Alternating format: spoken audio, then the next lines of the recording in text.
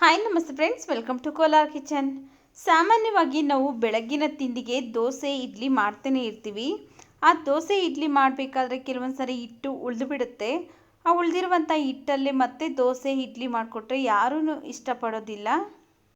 ಆಗ ಈ ರೀತಿಯಾಗಿ ಸಂಜೆಗೆ ಟೀ ಟೈಮ್ ಸ್ನ್ಯಾಕ್ಸ್ನ ಮಾಡಿಕೊಟ್ರೆ, ಈಗ ಮಳೆಗಾಲ ಆಗಿರೋದ್ರಿಂದ ಎಲ್ಲರೂ ಸಹ ಇಷ್ಟಪಟ್ಟು ತಿಂತಾರೆ.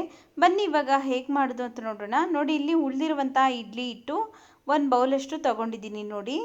ನಂತರ ಇದಕ್ಕೆ ಸಣ್ಣದಾಗಿ ಕಟ್ ಮಾಡಿರುವಂತಹ ಕರಿಬೇವಿನ ಸೊಪ್ಪನ್ನು ಹಾಕ್ಕೊಳ್ತಾ ಇದ್ದೀನಿ. ಹಾಗೆಯೇ ಒಂದೆರಡು ಹಸಿಮೆಣಸಿನಕಾಯಿನ ಸಣ್ಣದಾಗಿ ಕಟ್ ಮಾಡಿ ಹಾಕ್ಕೊಳ್ತಾ ಇದ್ದೀನಿ. ಒಂದು ಸ್ವಲ್ಪ ಕೊತ್ತಂಬರಿ ಸೊಪ್ಪು ಸಣ್ಣದಾಗಿ ಕಟ್ ಮಾಡಿ ಹಾಕ್ಕೊಳ್ತಾ ಇದ್ದೀನಿ. ಹಾಗೆಯೇ 2 ಈರುಳ್ಳಿನ ಸಹ ಸಣ್ಣದಾಗಿ ಕಟ್ ಮಾಡಿ ಹಾಕ್ಕೊಳ್ತಾ ಇದ್ದೀನಿ. ಇದಕ್ಕೆ ನಾನು ಅಕ್ಕಿ ಹಿಟ್ಟನ್ನು ಬಳಸ್ಕೊಳ್ತಾ ಇಲ್ಲ. ನಂತರ ಅರ್ಧ ಸ್ಪೂನ್ ಜೀರಿಗೆ ಹಾಕ್ಕೊಳ್ತಾ ಇದ್ದೀನಿ. ಅಕ್ಕಿ ಹಿಟ್ಟಿನ ಬದಲಾಗಿ ನಾನು 2 ಟೇಬಲ್ ಸ್ಪೂನ್ ಆಗುವಷ್ಟು ಉಪ್ಪಿಟ್ಟು ರವೆ ಹಾಕ್ಕೊಳ್ತಾ ಇದ್ದೀನಿ. ಹಸಿ ಆಗಿರುವಂತಹ ರವೆನೇ ಹಾಕ್ಕೊಳ್ತಾ ಇದ್ದೀನಿ, ರವೆನ ಹುರಿದಿಲ್ಲ. ಈಗ ಇವಿಷ್ಟನ್ನು ಚೆನ್ನಾಗಿ ಮಿಕ್ಸ್ ಮಾಡ್ಕೋಬೇಕು. ಉಪ್ಪನ್ನ ನಾನು ಇಡ್ಲಿ ಹಿಟ್ಟಿಗೆ ಮೊದಲೇ ಮಿಕ್ಸ್ ಮಾಡ್ಕೊಂಡಿದ್ದೀನಿ, ಅದರಿಂದ ಈಗ ಉಪ್ಪು ಹಾಕ್ಕೊಂಡಿಲ್ಲ. ನಿಮಗೇನಾದರೂ ಉಪ್ಪು ಬೇಕು ಅನ್ಸರೆ ಹಾಕ್ಕೊಳ್ಳಿ, ಇಲ್ಲಾಂದರೆ ನೀವು ಉಪ್ಪು ಹಾಕಿಲ್ಲ ಅಂದರೆ ಈಗ ಹಾಕ್ಕೊಂಡು ಚೆನ್ನಾಗಿ ಮಿಕ್ಸ್ ಮಾಡ್ಕೊಳ್ಳಿ. ನೋಡಿ, ಇಲ್ಲಿ ಎಣ್ಣೆ ಬಿಸಿ ಆಗೋದಕ್ಕೆ ಇಟ್ಟಿದ್ದೀನಿ. ಎಣ್ಣೆ ಬಿಸಿಯಾದ ನಂತರ ಒಂದೊಂದಾಗಿ ನಾವು ಬೋಂಡನ ಫ್ರೈ ಮಾಡ್ಕೊಳ್ಬೇಕು. ತುಂಬಾ ರುಚಿಯಾಗಿರುತ್ತೆ ಫ್ರೆಂಡ್ಸ್, ಒಂದ್ಸರಿ ನೀವು ಟ್ರೈ ಮಾಡಿ ನೋಡಿ. ನಾವು ದೋಸೆ ಹಿಟ್ಟು ಹಾಗೆಯೇ ಇಡ್ಲಿ ಹಿಟ್ಟಲ್ಲಿ ಮಾಡಿದ್ದೀವಿ ಅಂತ ಗೊತ್ತೇ ಆಗೋದಿಲ್ಲ. ದೋಸೆ ಹಿಟ್ಟಲ್ಲಾದರೂ ಮಾಡ್ಕೋಬೋದು ಅಥವಾ ಇಡ್ಲಿ ಹಿಟ್ಟಲ್ಲಾದರೂ ಮಾಡ್ಕೊಳ್ಬೋದು.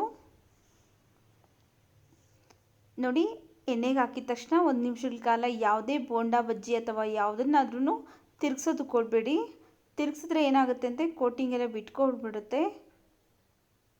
ನೋಡಿ, 1 ನಿಮಿಷ ಆದಮೇಲೆ ಚೆನ್ನಾಗಿ 2 ಕಡೆಯೂ ತಿರುಗಿಸ್ತಾ ಈ ರೀತಿಯಾಗಿ ಕಲರ್ ಚೇಂಜ್ ಆಗೋವರೆಗೂ ಬೇಯಿಸ್ಕೋಬೇಕು. ಉಳಿದಿರುವಂತಹ ಹಿಟ್ಟಿನಲ್ಲೂ ಮತ್ತೆ ಬೋಂಡ ಮಾಡ್ಕೊಳ್ಳೋಣ. ಈಗ ಮಳೆಗಾಲ ಆಗಿರೋದ್ರಿಂದ ಟೀ ಟೈಮ್ಗೆ ಸ್ನ್ಯಾಕ್ಸ್ ಏನಾದರೂ ಬೇಕು ಅನಿಸ್ತಾ ಇರುತ್ತೆ. ಆಗ ಈ ರೀತಿಯಾಗಿ ನಾವು ಇಡ್ಲಿ ಹಿಟ್ಟಿಂದ ಬೋಂಡ ಮಾಡಿಕೊಟ್ರೆ ತುಂಬ ಇಷ್ಟಪಟ್ಟು ತಿಂತಾರೆ. ಎಲ್ಲರೂ ಸಹ ಚಿಕ್ಕ ಮಕ್ಕಳಿಂದ ಹಿಡಿದು ದೊಡ್ಡವ್ರವರೆಗೂ ತುಂಬ ಇಷ್ಟಪಟ್ಟು ತಿಂತಾರೆ.